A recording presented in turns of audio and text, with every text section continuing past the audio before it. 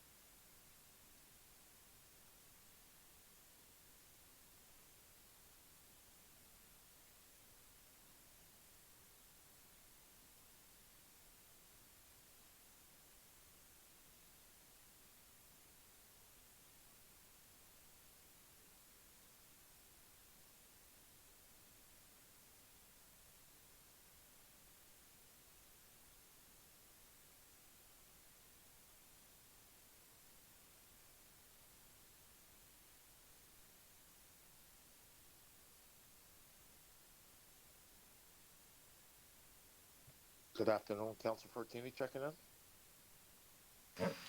Hi, Councilor Bertini. Thank you.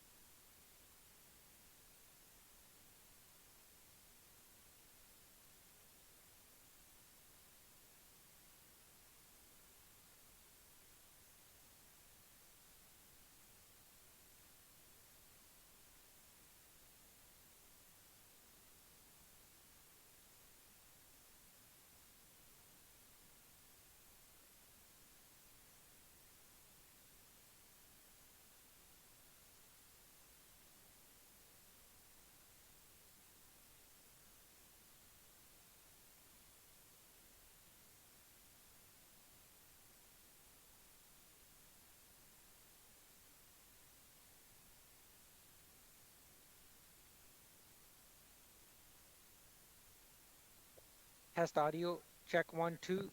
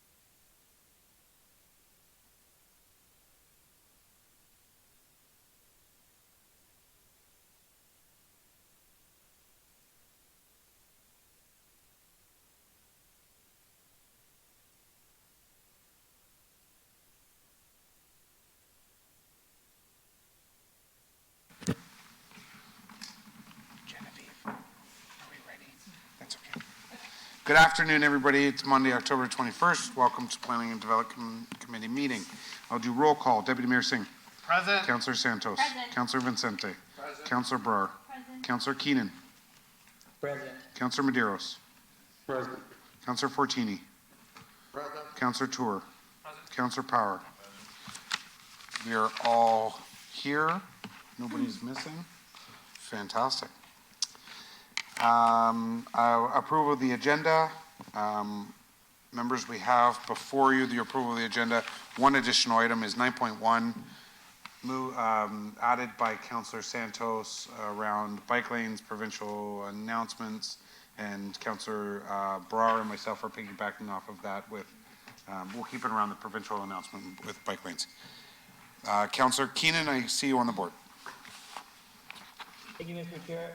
I'd like to refer 7.3 on staff recommendation. 7.3 will be referred back to staff based off of a request by staff to the area councilors. That's all the added items. Seeing nobody else, it's been moved by Councillor Tour.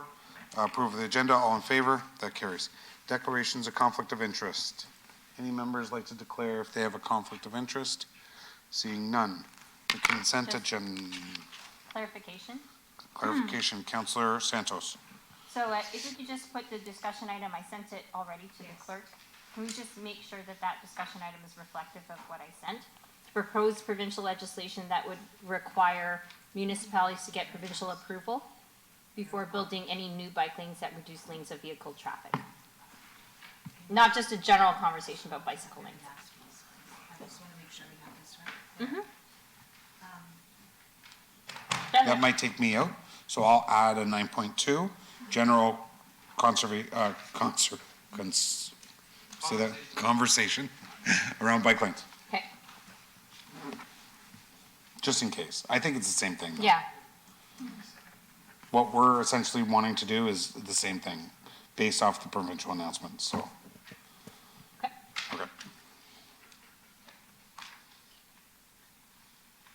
So if it is an added item, now we need to reopen the agenda, 2/3, all in favor? Add the item 9.2, discussion item at the request of Councillor Brar, Paleshi, regarding bike lanes. All in favor? That carries. Consent agenda. We have delegation 6.1 is delegating on what item? I don't have the item 6.1 is delegating on. Can anybody tell me?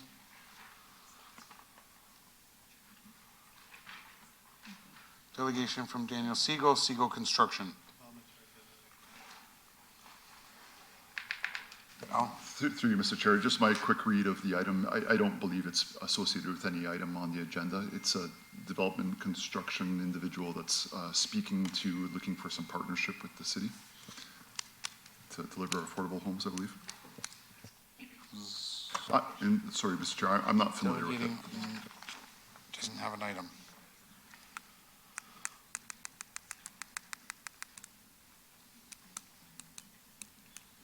It's a number for public, it's a planning related delegations, but it's not related to a current planning application. Okay. Alrighty, and then the delegation 6.2 is regarding 7.4. So 7.1, we have a staff report, residential driveway size standard reviews. Through you, Chair, there is a staff presentation for that. I'm not sure if anybody would want to see the presentation. And that's what I'm asking. Anybody like to hold that item and listen to the presentation from staff? Or driveways? Yeah. Yes, held. 7.2, potential zoning permissions for use of outdoor and ground waste bins, Maloke brand bins for restaurants, organic waste in lieu of indoor climate-controlled bins. Consent. 7.3 was referred. 7.4 is a delegation. 8.1, summary of recommendations, Brampton Heritage Board, special meeting, October 2nd. Consent. And then we have 9.1, 9.2. The correspondence around fee changes, 2024 fee changes for development applications, tariffs and fees. That can go into consent. Okay. And we're off to the races. First item is a delegation from Daniel Siegel, Siegel Construction. Daniel is in the online. Moved by Councillor Santos. All in favor, carries. Consent agenda is now. Is Daniel here? Yes, I am. Hello, Daniel. You have 5 minutes. Thank you for meeting with me today. My name is Daniel Siegel. I'm a Tarion builder who's been doing laneway houses and garden suites in Toronto and Hamilton since 2020. I come before you today because I've contacted about 300 of the 444 municipalities in the province to try to encourage them to adopt a resolution that hopefully clears some way in their capital budgets for funding for attainable home ownership programs. So in a lot of municipalities, the upper tier is responsible on the housing continuum from transitional housing right up to rent geared to income housing. However, attainable home ownership programs pretty much falls outside of anyone's jurisdiction. And so what I've realized is that turns out there's a fantastic model out there for building attainable homes across the province. Frankly, no one's doing it. It's up to the public sector, I think, to pick up the slack on construction of attainable homes. You could look to Bill C-23 for a list of what the definition of an attainable home is relative to the deferral of development charges. So in Brampton, that number is $463,000. And my goal is to build communities of tiny homes that meet that definition. So I'm hoping to build developments of between 10 to 20 of these compact communities, targeting the demographic of the newlywed and the nearly dead. Basically, these are a segment of the population that is most affected by the last 10 years increase in properties values across the province. And I have a solution with a model that I'm looking for support from municipalities across the province to start building these. Currently, Habitat for Humanity is really the only player in this space, and they're not really so interested in doing compact houses. Now, there is a precedent for this type of development. All you have to do is look to the south in Muskogee, Michigan. Their planning department has built and sold in excess of 200 affordable home ownership units since 2016. They've adapted bylaws, they've figured out the funding model, and frankly, I'm hoping to bring the rest of Ontario up to what is happening in the States to help solve the housing crisis. So what I'm asking for council today is threefold. There's draft resolutions that would be fantastic to pass, because frankly, the best way to do this type of housing development is through municipal bond offerings. However, when I speak to a lot of municipalities, frankly, they laugh at me and think I don't really know what I'm talking about. However, municipal bond debt is cheaper than Infrastructure Ontario debt at a rate of 4.63% in 2024. However, that being said, there are other models. Different municipalities are interested in partnering with me at some later date, either bringing flexibility in bylaws, land, or even some funding for some projects in the works. With that, again, I want to thank you for hearing me today, and I want to reiterate that I have a model that I think could address the entry level point for housing that's not a condo and that's not compact units. Mr. Siegel, you have 1 minute left. Yeah, you know what? I'm going to leave it there. I'm here to answer any questions you may have. And I think the solution is in prefabricated buildings brought to a site. The units are generally 680 square feet, 2 bedrooms, 1 bath, and would sell at or below the price point of $463,000. Thank you for your time. Thanks, Daniel. And just kind of conferring with my colleagues, finally, it's cool to build affordable housing. So we appreciate you coming here and delegating. Looking over at staff, staff are looking to contact you and have that discussion. I think we as a council have definitely through staff's leadership implemented that percentage of affordable housing coming to applications. So how that is looking between all levels of government and the private sector, I think is definitely going to be a benefit to people that need affordable housing, which is becoming greater and greater. So staff Steve Ganesh is going to delegate somebody to give you a shout and have that chat with you, and we appreciate you delegating here today. Now, if I could just show you something that Sorry, Daniel, that's all we got. Apologies.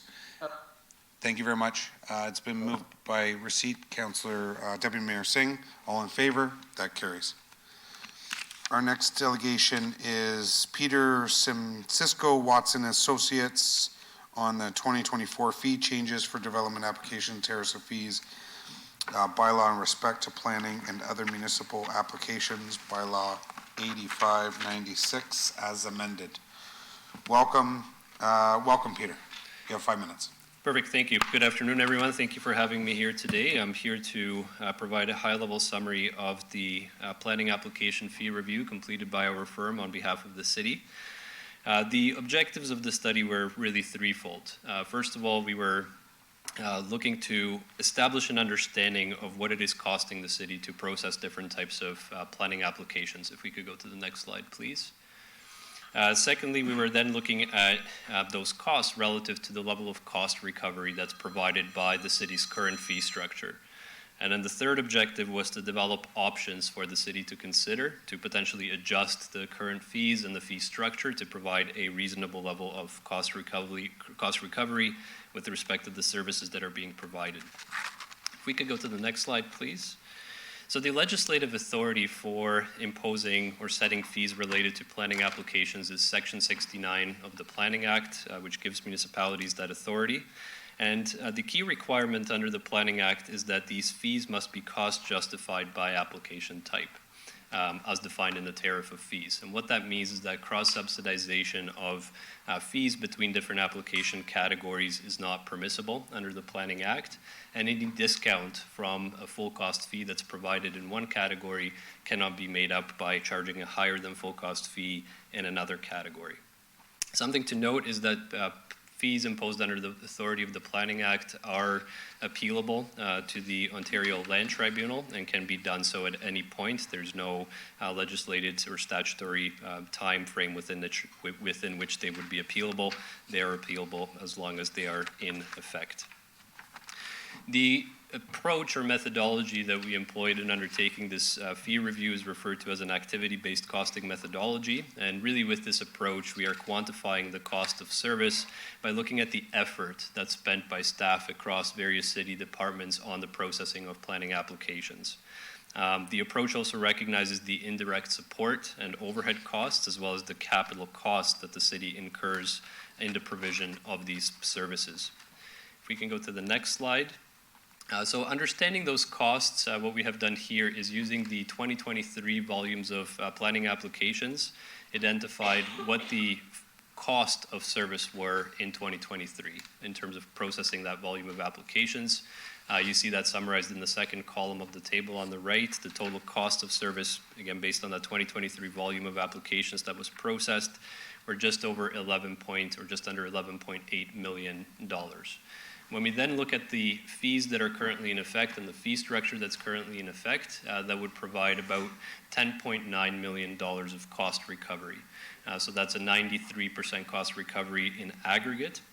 What is important to highlight, however, as you look at the table is that there are certain application types within which the fees are currently way over recovering the cost of service, and then there are other categories such as, for example, minor variance and consent applications where the current fees are providing a relatively low level of cost recovery. And again, under the Planning Act, in setting these fees, we need to make sure that the fees do not exceed that anticipated cost of service, and so that forms the basis for some of the fee adjustments that have been looked at through the report. On the next slide, we have a summary of a few options that were developed and that are identified in the background report to help the city better balance costs with the fees that are charged for these services. There are two broad categories here. We looked at the applications that get charged the flat fee, where we show what the full cost fee would be for those application types.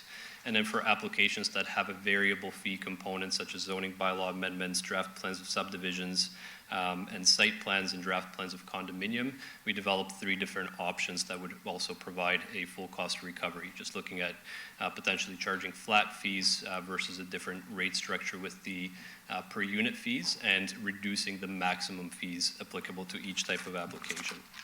So on the next slide, we just have an illustration of the level of cost recovery that would be provided under each of the fee structure options that were provided and identified in the report, showing that generally under all 3 options, the city's cost recovery levels would be in line with the full cost of providing services. And then finally, on the next slide, we have a summary of a few other matters that we considered through the report. Firstly, recognizing that there are some processing efficiencies related to processing applications concurrently. So for example, a zoning bylaw amendment and an official plan amendment application, we have identified what those cost savings are so that those could be implemented within the fee structure as well. And then finally, recognizing that there's a certain amount of resubmissions that end up creating additional costs for the city. We identified those costs in the report as well. Thank you for your time. Thank you very much. Deputy Mayor Singh. Thank you, Chair. My first question is around the Committee of Adjustment applications. Walk me through the cost recovery of those. Are we recovering costs? Is there a gap? And if so, how much is that gap?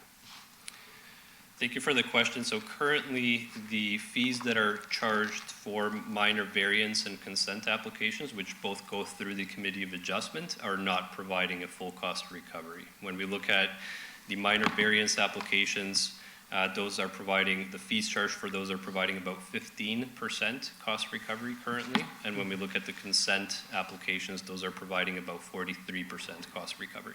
Okay. And for the Committee of Adjustment applications in particular, we're not suggesting any increase or a significant increase in this report, correct? I believe, and I'll defer to staff, but I believe the recommendation in the staff report is to maintain those fees at their current levels. Okay. Through the chair, through to you, Deputy Mayor Singh, that's correct. Recommendation 2 does suggest that staff continue to monitor C of A volumes and fees in relation to cost recovery and report back to council. Yeah, I think initially, and when we had preliminary discussions, there was concern about increasing Committee of Adjustment fees, but given the gap and the cost recovery, I think if we could just take another look at it, to staff more, to take a look at it, I think there is some interest to increase that cost recovery. Might not get 100%, but like maybe a couple scenarios of what it looks like at 50%, 60% and whatnot, and we can work together, me and Chair Pleshy, to see what's the best outcome. So if I could maybe I'll move this, but send just the Committee of Adjustment portion back to staff. I emailed about this, right? Yeah. Yep. Yeah. Yeah, so we're going to take, so do you have any other questions No, on the delegation? that's it. Yeah, I'll let you manage the rest. Thank you very much for your delegation.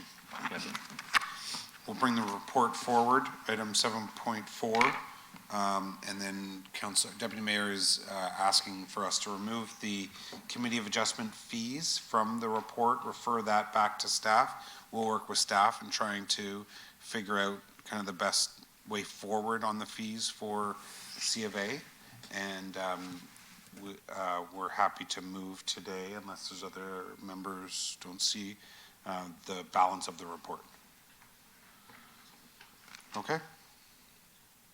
Any questions? Moved by Deputy Mayor Singh. All in favor? That carries. I don't see the whole board. Are we, nobody on line that has any questions, right? Okay, perfect. So 7.4 has been done now because I brought that item forward. 7.1 is the next item.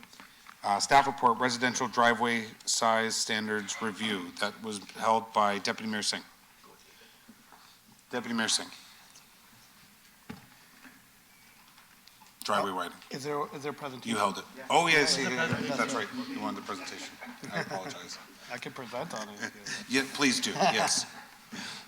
Thanks, David. No problem, thank you.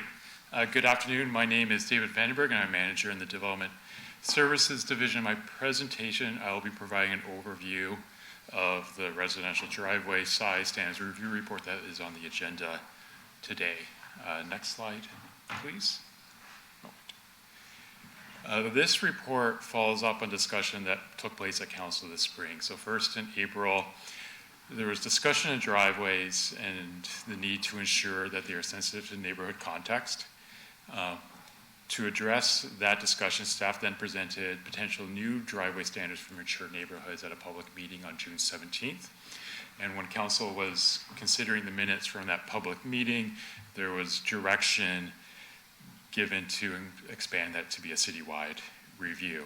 And over the summer, the staff has continued to work on this project, and this has included meeting with all the ward pairings of councillors. Next slide. So I'll start by noting really the 4 desired outcomes that really drove the work done for this review. 1 is to help ensure that driveway sizes and design are appropriate for a neighborhood's context. 2 is to ensure that standards allow for driveways that can meet the functional needs for all types of housing that may be permitted in the zone. 3, minimize environmental effects from driveways, including runoff from impermeable surfaces. And 4, achieving a high level of compliance with zoning standards. So next slide. There are really 2 key parts to this review. First was a review of the standards in the zoning bylaw, and then whether there are possible steps that the city could take to better administer the standards. So I'll be starting first with the actual standards themselves, and starting with a brief overview of these current standards in the bylaw. So for general residential zones, which includes most of the city, the zoning bylaw establishes a sliding scale where the maximum permitted driveway width is tied to the lot width, and the maximum driveway widths range from between 4.9 meters for the narrowest lots to 9.14 meters for the widest lots. Next slide, please. There is a second set of rules in the zoning bylaw that apply to state residential zones. So these are areas of the city that are typified by large lots and mostly located in the northeast part of the city. And here the standard is 50% of the lot width to a maximum of 30% of the front yard area. And the graphic shows some visualizations of how driveways that would comply with that standard. Next slide, please. The first question that we looked at is for the geography of where the new rules, potential new rules would apply. Existing policies and regulation recognize that older neighborhoods have a distinct character, and the official plan and zoning bylaw include policies and regulations to ensure new houses and additions are compatible with that character. Driveways are another element that contributes to character, and there is logic seen in extending the mature neighborhood regulations to include driveways. And staff also considered whether the existing mature neighborhood area should be used or if there are potential changes should be considered for it. And the report puts forward a recommendation to develop standards specifically for an expanded mature neighborhood area and bring these to a public meeting where they can be considered further. The current mature neighborhood geography includes areas of the city that are generally built before 1980. So that was the criteria that was used to identify that boundary. And that's shown on the map by the thick blue line. Staff is suggesting a potential expansion that generally adds the next part of the city to develop historically, i.e. in the 1980s. So this adds wards 2 and the residential portions of wards 3 and 4 located south of Steeles.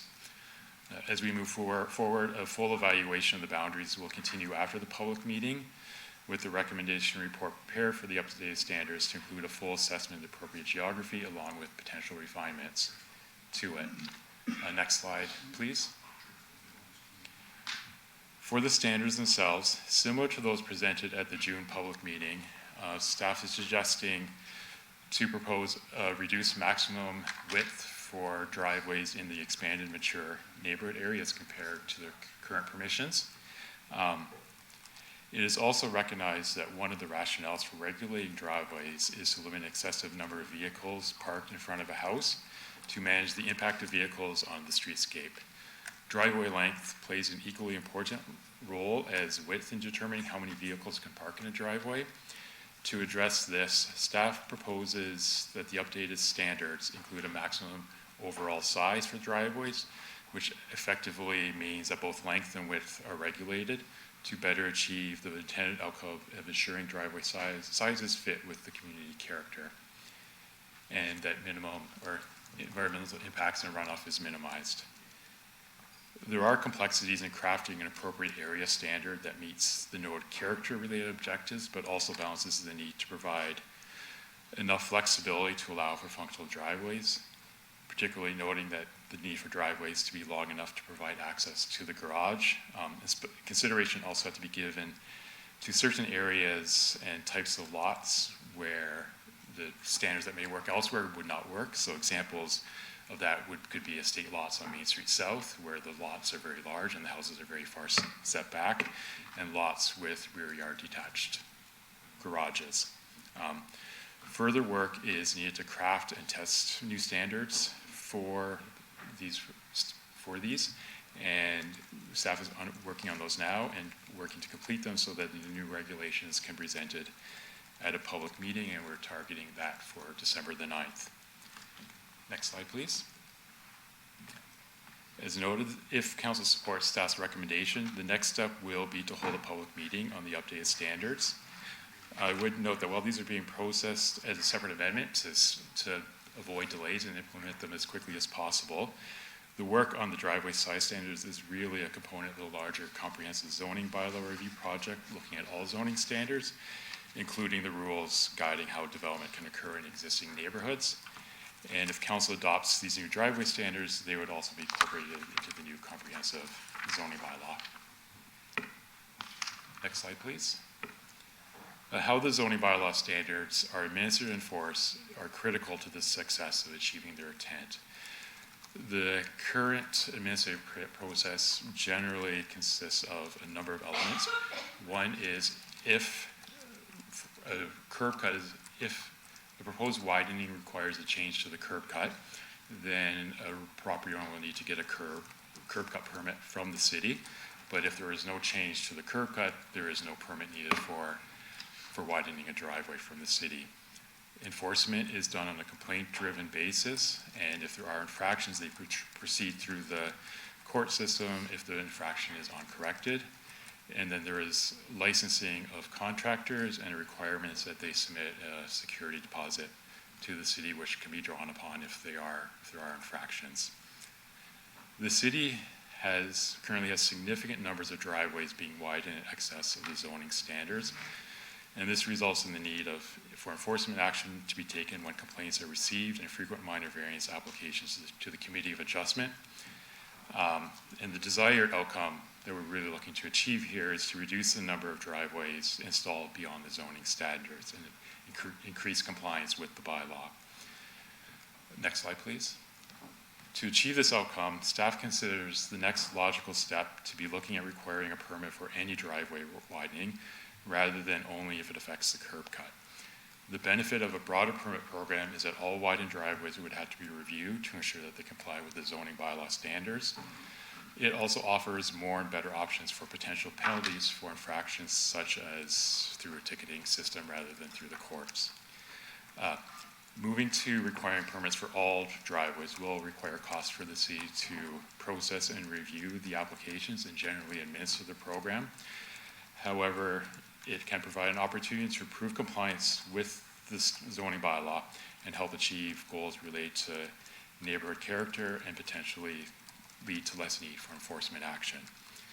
In staff's opinion, requiring permits for all driveway widenings is an option worthy to be explored further, and the report recommends that council provide direction for staff to develop and report back with a work plan on moving to such a system so that council will have the information it needs in deciding whether to adopt such a program. This will include information on the potential basic structure of a driveway permit program, as well as details on staffing and financial implications. And I think we also recognize that having a quick and easy permit approval process will be critical to the success. So when we're working on that work plan, that will be a goal that we're really looking to achieve. And this will include exploring a fully online process where permits are issued electronically immediately after an application is submitted. I don't want to overpromise things. That's what we're going to try our best to achieve, but there is still a lot of work to be done for that. But I think we recognize it is important for it to be quick and easy. Next slide, please. Finally, there are a number of other recommendations in the report. One is to explore opportunities to encourage the use of permeable paving for driveways. As noted before, one of the desired outcomes is to minimize environmental effects, including runoff, and reducing driveway sizes helps with this, but we'll also be looking at ways to encourage permeable paving to further achieve this goal. The second is to enhance education on driveway requirements, and especially if the permitting program changes on those changes. And lastly is to review potential linkages with other city programs that can be used to help improve compliance with driveway zoning standards. Thank you very much, and we're happy to answer any questions. Deputy Mayor Singh. Thank you, David. You can. Yeah, he's gonna sit. No, sit. Oh, sit. Okay, whatever. He's up at the front desk. First question. Thank you for the reference to the permeable pavers. We had talked about that, and where we could get on that. I think it's very, very important. I think the future is impermeable as well. I noticed a reference to estate homes in mature neighborhoods. So I heard here in Ontario, you see that, but there's also mature neighborhoods in Ward 7. Like the Bremley Woods area, and a couple others. So I don't want us to start, because those have been made in the 1980s with wider driveways. So just want to flag that to you. There's also state homes in the mature neighborhoods of Ward 7 as well. Secondly, we had the option to tour Ward 10, as you know. Just wanted your thoughts on what do you think the best approach is with, I'm not looking for an answer, but what your initial thoughts are with that, with Ward 10.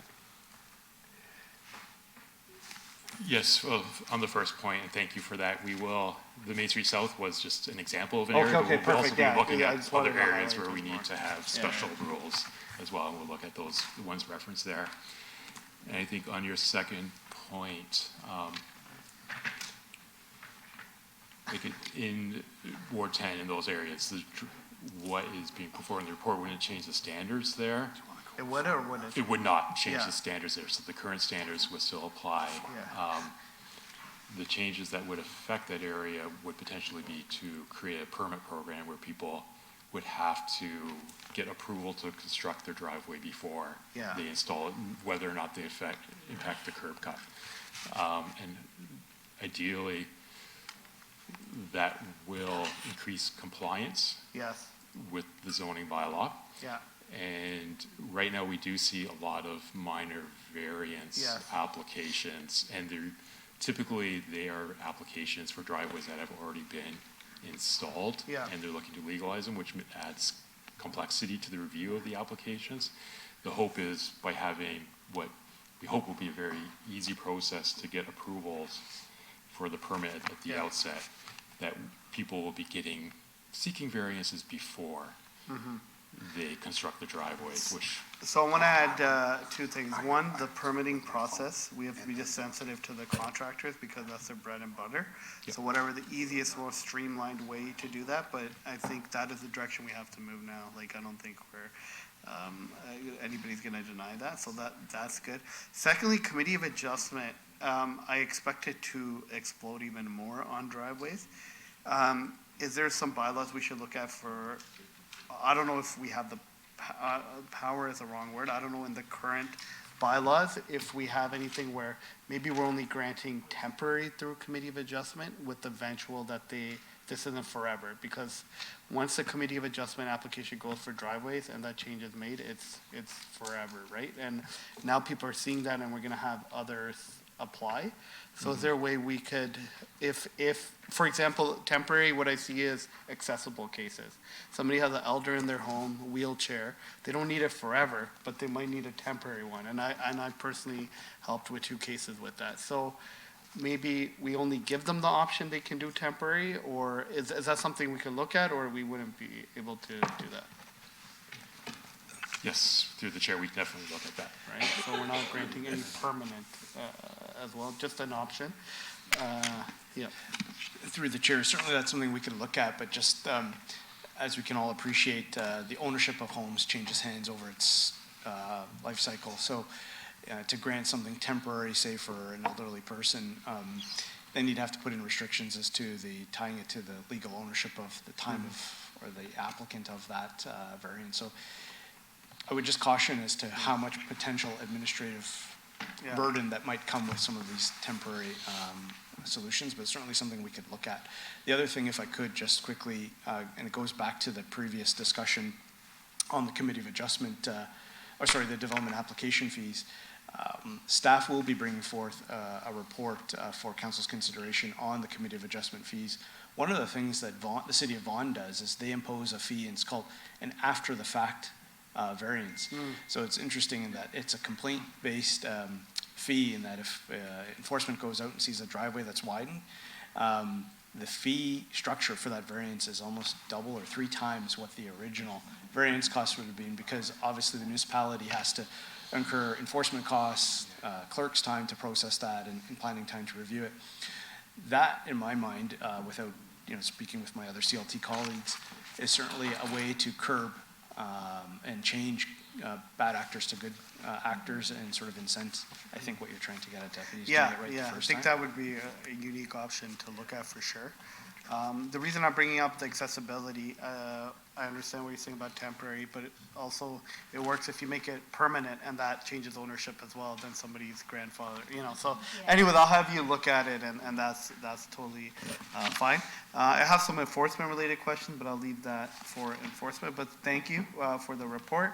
And are you coming back to council again, or I thought I heard a reference that you're coming back? Yeah. Yes, through the chair, we'll come back to council at least twice on this. So one will be for a public meeting, and then following that will be a recommendation report. Yeah, but I think the slow and steady approach and coming back a couple times, I think will get us ultimate solution. Yes. Through the chair, we do have enforcement staff on the line if you had questions. No, I'll save them for offline, but thanks for the option. And thank you. And just any changes to the permitting, just make sure we're engaging the contractors fully. That's all. Thank you. Thank you, Deputy Mayor Singh. Councilor Santos. Thank you through you, Mr. Chair. So that last slide that you had before the thank you question slide, Madam Clerk, if you could just put that up, because I think, and I see Councillor Keenan's hand up, so he'll probably share the same thing, and I won't say everything I want to say, but the ARUs and the provincial legislation changes regarding ARUs, allowing more garden suites and more units and extensions, etc. This may have an impact, I think, on people wanting to widen their driveways to possibly accommodate more folks, specifically in mature neighborhoods, for sure, like where the RRL is being piloted. So I think that, and I don't know how to, you put in here, review potential linkages. There's definitely the link with, obviously, the registration process for ARUs as well as the RRL. But I'm thinking that there might be a way to also capture it through renewal of the licenses as well, and any changes to accommodate any driveways or parking.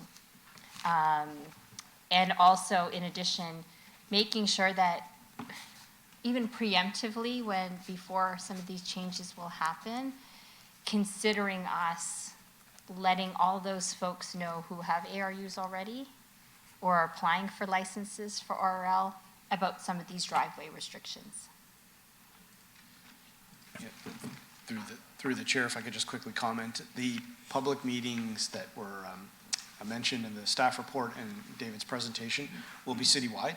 So certainly that offers those who are current RRL license holders an opportunity to come, and any future ones. Great. But certainly we could work with our friends and clerks and legislative services to do a targeted mail out or notification to those individuals as well who That'd are be great. RRL. Perfect, thank you. Councillor Fortini.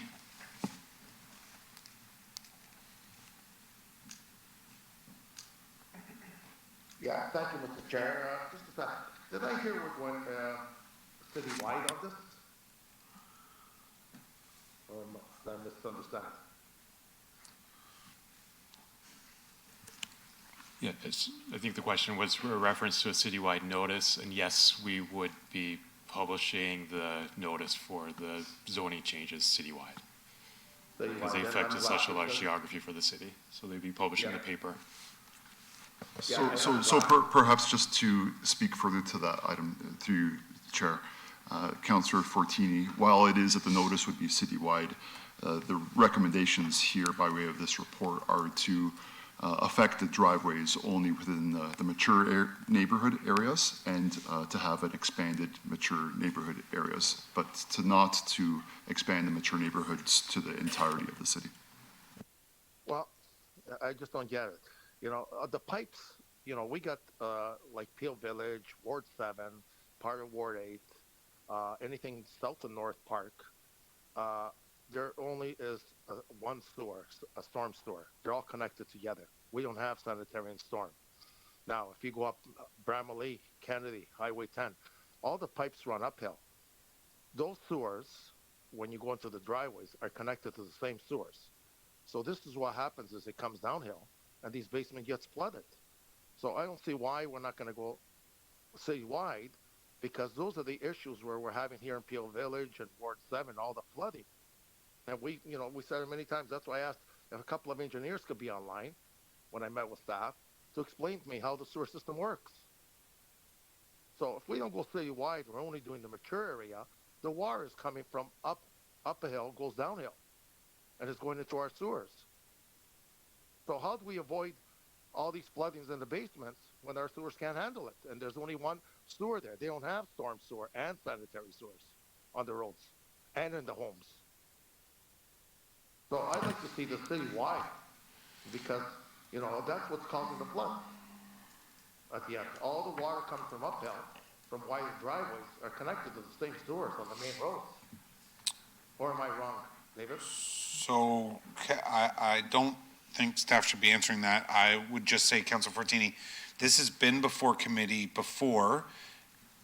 There was, councillors were given the opportunity to discuss with staff and potentially add areas. Councillor Brar and myself added Ward 2, the mature areas of Ward 2, based off of the age of the houses, lot sizes, and whatnot, and that's what will be going to public meeting. So if you're now looking to add something, maybe I don't know if now's the time. Maybe you can talk to your ward partner, and then when the minutes go to council next week, maybe you can have the discussions with not only your ward partner, but also staff to see what you would like added, because it like your area is you know, different. You have a lot of the employment area. You have a lot of older areas like some of us as well, but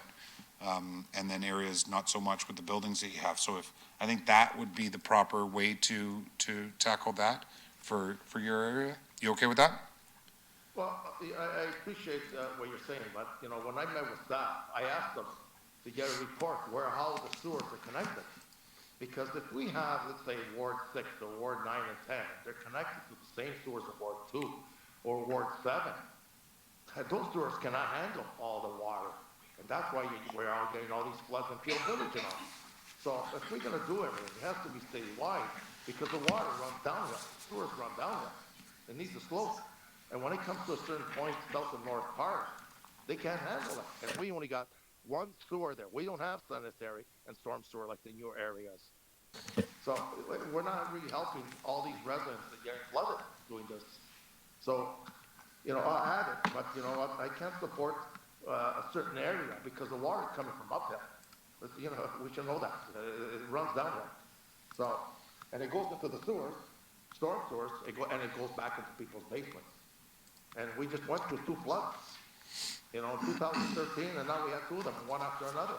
A lot of basements flooded. So if we want to help these type of residents, these old and mature neighborhoods, we have to look at the driveways also up north that's bringing the water onto the road that goes into the storm sewer and it flows downhill. So I'll add it next week. Thank you, Council Fletcher. So you don't need to add it. This is an item that will be captured in the minutes for next council. But repeating what I had said, you're at a point where councillors have added and discussed what they wanted in their area. So I don't know what you've asked from staff, but I wouldn't be asking our staff to tell me what the sewers do in the city. I would go to the region to ask what the sewers do in the city. Yeah, and I get what you're saying. So when I met with staff, I asked them, can you get a design of the sewers and bring it for the presentation? Ask the region, ask our city engineer. We can't just start putting wide drivers in certain areas where the water is affecting other people. And this Peel Village gets flooded. Ward 7 is getting flooded all the time because of this. Anyway, okay, thank you. Councillor Keenan. Thank you, Mr. Chair. Through you to staff, I want to say thanks. I think we're hitting the nail on the head, with this report. I think it captures, for the most part, everything that we're trying to do with the driveways in the mature neighborhoods. I know that the water is a concern, and hopefully Councillor Fortuny can get that figured out for his residents. The one question I have, and I've talked about it a few times in my meetings with staff, is, you know, when we look at the driveway length in some of the homes in Peel Village, specifically on Bartley Bowl, they don't have a garage, but they have, you know, a 50, 60 foot long driveway. I don't see in the report where length is captured for how wide something can go. And are we just saying we're only dealing with width and not length? And I wonder if staff can answer that for me. Through the chair, we do recognize that length is an important consideration for this, and the way we are suggesting to regulate that is by including an overall area standard that a driveway cannot exceed. So that would factor in then both length and width. So it's through that overall area, say the driveway can't exceed, or the driveway cannot exceed X number of square meters, and that would capture effectively regulate the length of the driveway. Okay, great. That's perfect. Thank you for that explanation. And my next question is, the size of the home is part of this as well, not just lot size, correct? The size of the dwelling?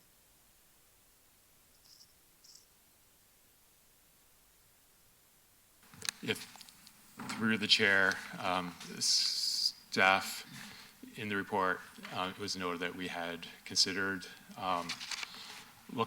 addressing also the lot, or adding the house form as a factor, and so as an option considered, but there were a number of concerns with it and reasons that staff hadn't recommended proceeding with that. One, that it adds significantly to the complexity of the rules, creating issues both for crafting the regulations and administering them.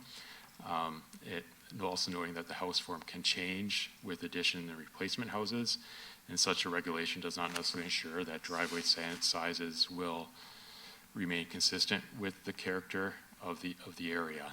And in the report, staff was recommending that the lot limiting the driveway size, the overall area, was achieve much of the same objectives and could that was our recommendation for how to ensure that it complies with the character. But we did consider the house form, but for that reason had been recommending it, but are eager to hear staff or planning committee's council's opinion on that matter. Yeah, I thought it was very important to capture that, but given your explanation, I understand why that may not be a feasible option. So I'm happy with the report and I'm happy to move it. So thanks very much. Don't me get that. Okay, we're good. Councillor Fortini and Keenan, you'll take your hands down if you're done. That was it, right? Okay. I don't see anybody else on the board. I'm gonna take a leap out here and say that I think all driveway widenings should be used with a permeable surface. I don't think we should be encouraging. I think it's a must. Anybody that wants to widen their driveway needs to be permeable. That's what I think we should be doing. And I still don't think that's even enough, where I think that's the best we can do and the only thing that we can do, but it's a problem. The water going into our sewer system, in that image, you nailed it with that image. So, but again, this is, the beginning stage of the process. We'll go to public meeting. Thank you to staff for doing all the work. Much appreciated. It has been moved by Councillor Santos. All in favor? That carries. Our next item was in consent. That one was deferred. We moved 7.4 already. 8.1's done. 9.1 been added by Councillor Santos. Oh, there we go. Thank you. Through you, Mr. Chair. So we had a recent announcement last week from Minister Sarkaria, specifically about, or last week or the week before, anyway, recent. And I've been speaking to staff about this as well. So the intention of this discussion item is actually to direct staff to report back with an analysis for a future discussion at council regarding an appropriate response to the proposed legislation, but also to include some data related to our existing active transportation network and the implementation of it. And also in speaking with the team, Nelson, Steve, Fernanda, who's here today as well, wondering if you could provide some updates on some of the alternatives that we've been looking at in order to provide, number one, that balanced approach to implementing the network, but also number two, making sure that we don't compromise the network, so that there is infrastructure that exists in order to connect the network as intended, but given the circumstances and the possible provincial legislation and some learnings in that implementation over the past 5 years, what are some of those alternatives? Through the chair, I'll pass it over to Nelson. I understand that he and Fernanda and the team have been having some ward pairing discussions about the implementation of the AT plan. And through those, through the feedback from the ward pairing discussions, they have come up with a sort of a high level menu of alternatives that will be looked at and then further reported back on. But over to you, Nelson. Great, thank you, Stephen. Through the chair. I guess I'll provide a little bit of context, a little bit of background. When we're dealing with major thoroughfares or arterial roads, we're not implementing bicycle lanes. We're not reducing vehicle capacity. We're dedicating our infrastructure. We're planning it in the boulevards. So that's separate from discussions that are sort of being had around this pending legislation. Where we do focus bike lanes are on our collector streets. There's two classifications. We have the 2-lane collector streets, very residential with driveways that back sort of front onto them. And then the second set, typically found in predominantly Ward 7, Charlotte is another example, where there's residential collector streets, but they're multi-lane, but they're running through communities with residential driveways, with schools, with, park amenities. So if I were to break those two separate. First, sort of what we're hearing about those 4-lane collector streets is that, you know, the negative impact on potential congestion or capacity of the road. What we've been doing is we've been putting those roads on road diets. And the reason for that is that, you know, these roads are typically, historically, you know, are surrounded by complaints about speed, aggressive driving. So the attempt of those, you know, those road diets were really to, you know, mitigate those speeds and then allocate areas for cycling infrastructure. So with that pushback, I mean, we're having a sort of a pause, and I think it's important that we, one, look at that implementation strategy. It was really based on those quick wins, painting, you know, bicycle lanes, as opposed to the costly and time-consuming infrastructure that's the boulevard stuff. So we wanted to really bring up the cycling network to a point where we've established, you know, a significant, you know, piece of network.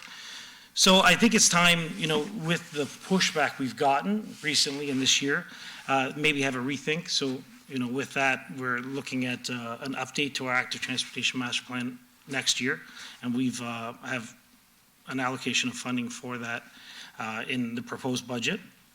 But in the meanwhile, what we plan on doing with the 4-lane roads is really refocusing and looking at that boulevard option. So in the case of, you know, those big wide collector roads, if there's a big wide boulevard adjacent to it, we would be recommending that, you know, we move forward with multi-use paths, cycle track, that sort of thing in the boulevard. Then the second category of that is that 2-lane residential collector street with the homes that front onto it. The biggest pushback we're getting is that, you know, missing that opportunity to park in front of your house, in front of your home. So what we're suggesting in the meanwhile strategy, before we update the active transportation master plan and implementation strategy, is that we look at urban shoulders. So when we first started implementing cycling infrastructure in the city, we implemented urban shoulders. Urban shoulders look just like a bike lane, but they allow for parking within the bike lane. We still sign them as a bike route, but they're not designated by bylaw just for the sole purpose of bicycles. So what we're suggesting in the meanwhile is that, you know, all of the bicycle lane opportunities that we have sort of planned this year and next year is that we look at urban shoulders, and then to help mitigate one of the biggest concerns with an urban shoulder is that mix between a parked car and the cyclist maneuvering around a parked car, is that we try to mitigate the speed on those collector streets. So pairing those urban shoulders with the speed cushion program and making sure that when we put in these urban shoulders that they're accompanied by the speed cushions as well. Thank you. So just in continuation through you, Mr. Chair, and I've been dealing with this on certain streets in the area that I represent. And certainly I think the paved shoulder, along with slowing traffic down on some of those highly hyper-local residential streets with driveways with speed bumps, I think that combination of a paved shoulder and a speed bump are absolutely necessary moving forward. In terms of the boulevard treatment, totally agree, right? Because there are some places within the network right now on those local collector roads where there's room. There is a lot of room between the sidewalk and the road. And, you know, assuming that we could afford it, because those boulevards and those multipaths are a lot more expensive than just putting paint on the road with the concrete buffer, I'm totally in agreement with that as well, as long as it doesn't compromise the network, because it's the network that we need to uphold. So when that report comes back, and I will be directing staff to report back at a future council meeting with some of these items, can we also have the data? Because folks like to call this a bike lane, when really it's not just bikes that use it. It is bikes, it is e-bikes, it is e-scooters, which the province encouraged us to adopt as a program. Those e-scooters would not be possible without the infrastructure that we have. It just would not be possible. So e-scooters, as well as the electric mobility devices that many of the seniors use. I have seen many of them using that as well. So we need that data, if we can, be also included in terms of the use of that mobility infrastructure. And then space data cost, that's it. Thank you. If I can provide a little bit more context through the chair. I think cost is a big factor. I mean, when we're moving to these boulevards, what I was reluctant to say it, there is triple the cost. But that is something that we're planning for in this budget, our first year that we actually have an active transportation projects that's dedicated to off-street infrastructure. And the last item I want to say that there is going to be instances where we have those 4-lane roads and the boulevard infrastructure just doesn't make sense. If there's homes that front onto that, it's the interruptance of the number of driveways, as well as the impact it has on the homeowner, because now we're widening that sidewalk platform. They're losing a little bit of that driveway space, that sort of thing. So in those instances, we're just asking that maybe we do additional engagement. It seems as though that seems to be the biggest obstacle to this portfolio, is that really residents don't properly understand cycling infrastructure. So we're hoping that that additional site-specific or corridor-specific engagement will help with that communication piece.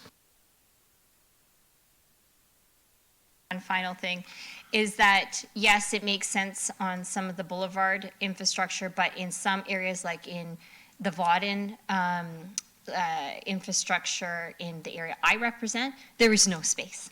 There's no space. So there has to be a balance and a compromise to ensure the safety of other mobility users that are sharing the road versus the space as well in other areas where there is a large piece of grass between the sidewalk and the road.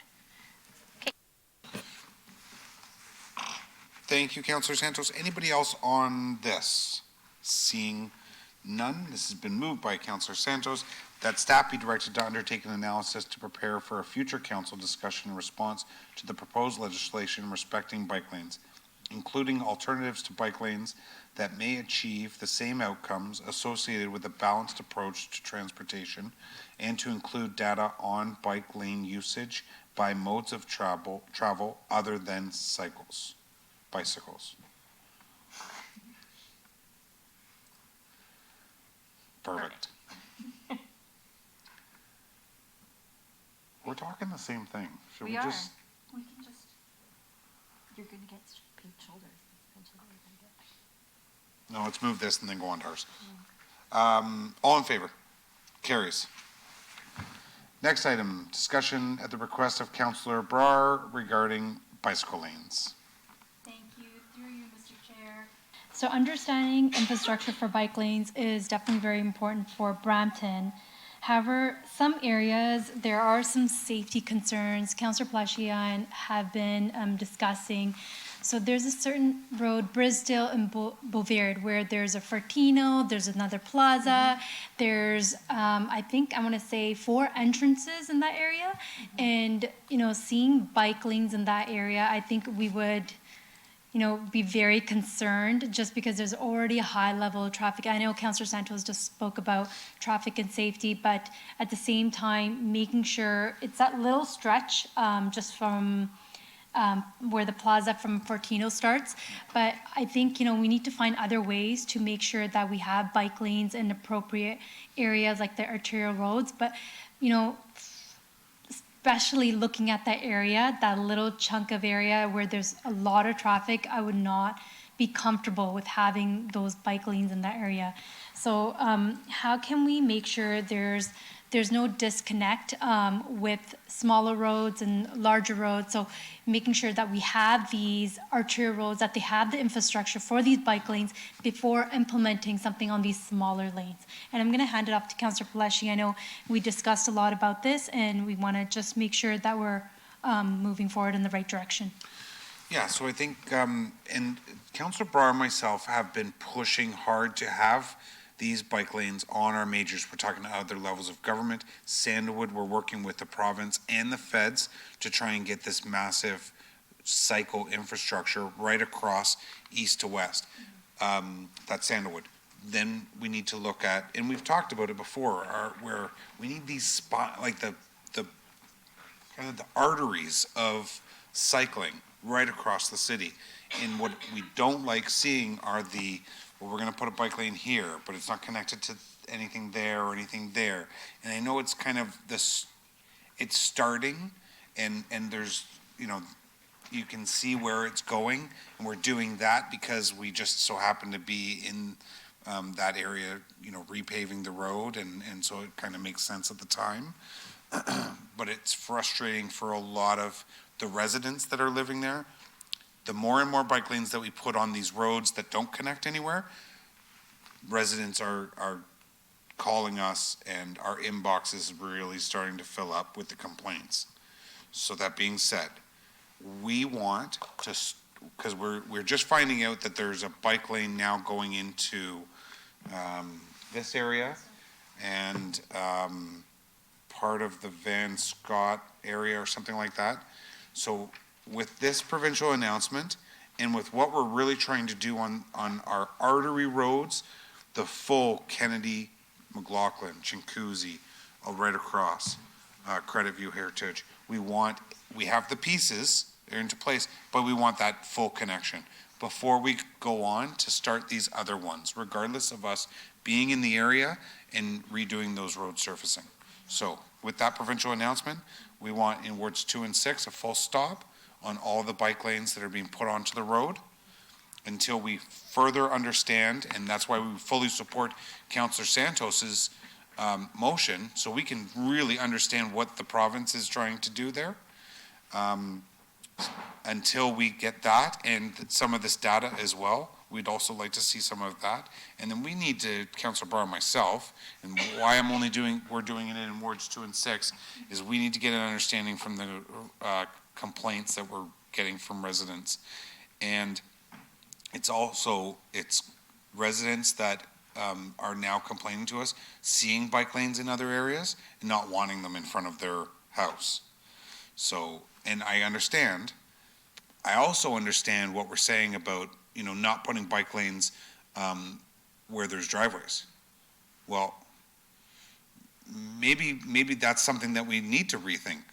And maybe that's something that, can potentially happen. Because what are we doing? What is the adverse effect of not putting it on the road or putting it on the boulevard or something to the effect of, where a lot of the area, especially in Ward 2 in Heart Lake, you have the block of houses, but right across the street is the boulevard of, not the boulevard, but side houses. So you have that grass area. So maybe that's where it is. And then to the next stop sign, cut through and across, and maybe it weaves, something like that. But the network, especially in Heart Lake, is, in Ward 2, is particular around the Etobicoke Creek trails. The trail system is by far the best. We have the best trail system in Brampton than any other municipality by far. So that being said, the motion is the full stop of wards 2 and 6, bike lanes, until we understand this motion that's coming back with the data and the provincial announcement to fully understand what's being asked by the Premier. Councillor Barr, that captures? I'll move it over to Councillor Santos has a question. Thank you. Through you, Mr. Chair. So, and totally agree that the trail system in Brampton is fantastic. The best. No, I said the best. It's the best. However, the majority of the trails are north-south. There are very few trails that go east-west. So the east-west corridor, especially the network that connects us to those trail systems, are important. But I'll also add that when there's a heavy rainfall or any sort of flooding that are parallel to those trail systems, cyclists and other mobility users like scooters and pedestrians cannot access the trails, which is why those north-south active transportation routes are also adequate or equally as important. You're absolutely right. And that's something else that we also need to look at. We've been talking about it. It's a public works thing.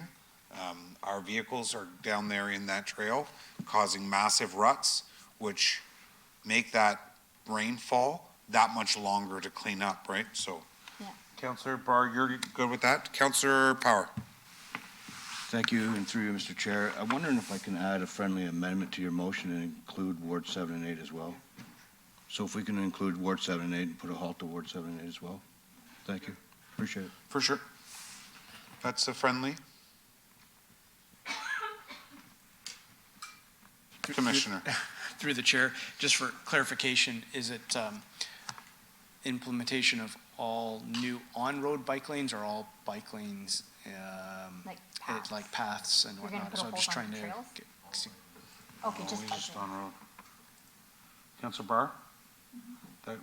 The question is, are we gonna hold all bike lanes? So that means like paths, the boulevard ones on road, or just on road? So I think, if it, through you, Mr. Chair, so I think if we can have a list of those. No, just on road. Just. I think Councillor Pryor Our wants complaints come from, roads. On road. Yeah, it's on the roads. our complaints are On from the roads, roadways. yeah, And the Premier's announcement is just roadways. roads. We just wanted the roads anyways, Yeah. but yeah. Yeah, so it's just roadways.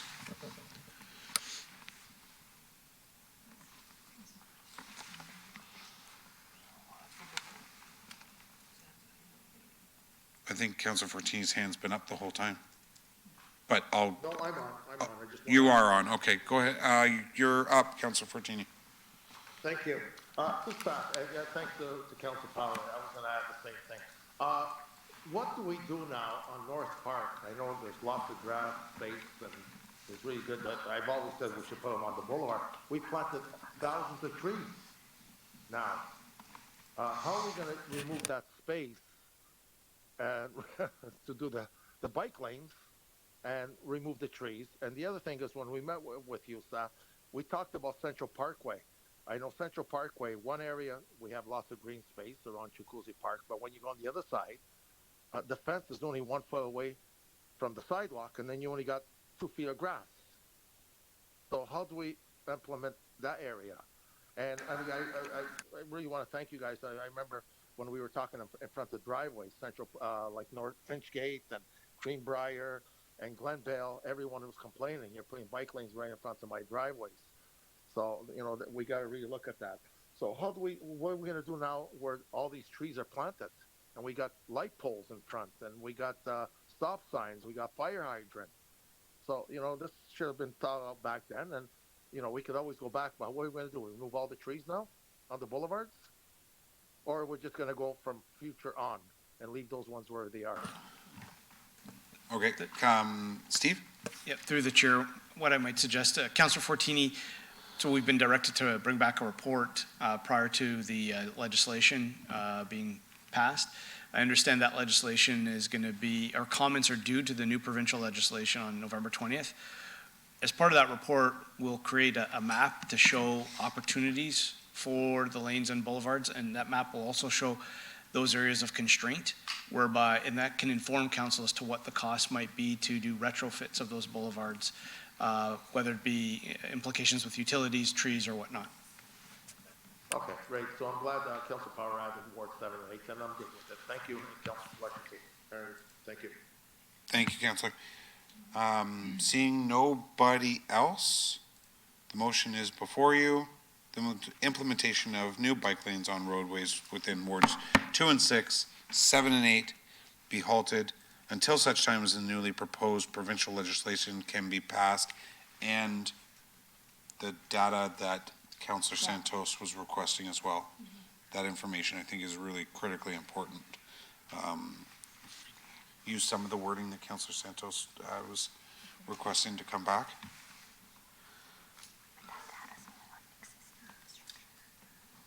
I know, but it's relevant to what we, for sure.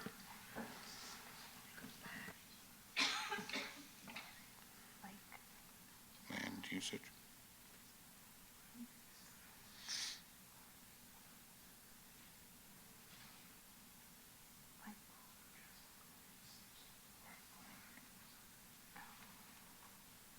Like lane, probably not, lane, not land. Probably like lane usage. Like lane usage. While you're doing that, Councilor Vincente. Thank you very much, Chair. Through you, Chair, just to Nelson. Nelson, you were mentioning about for some of the laneways that we have now, we're going to be converting them to the paved shoulder. Can you just expand on that? And when will that happen? Through the chair to Councilor Vicente, a bylaw would have to be passed, I guess, removing the designation of the bicycle lane. So as soon as we get before council and we have that direction with what locations are being removed, if it's Rural West, Albert Markel, I'm guessing we could just direct staff to have those bicycle lanes, those designations removed, and we can start the process. It's not much of a change physically to those laneways, so. And through you, Chair, and so those change, that recommendation report will be coming when?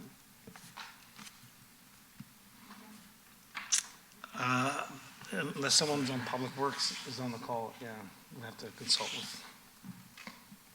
Through the chair, maybe what I might suggest is I'd be given the opportunity to confer with my CLT colleagues in Public Works, and then we can report back as part of the minutes of this PDC meeting at next week council. That'd be great. Thank you. Okay. It's before you, taken as previously read with the added. Thank you, Charlotte. All in favor? That carries. Moved by Councilor Burr.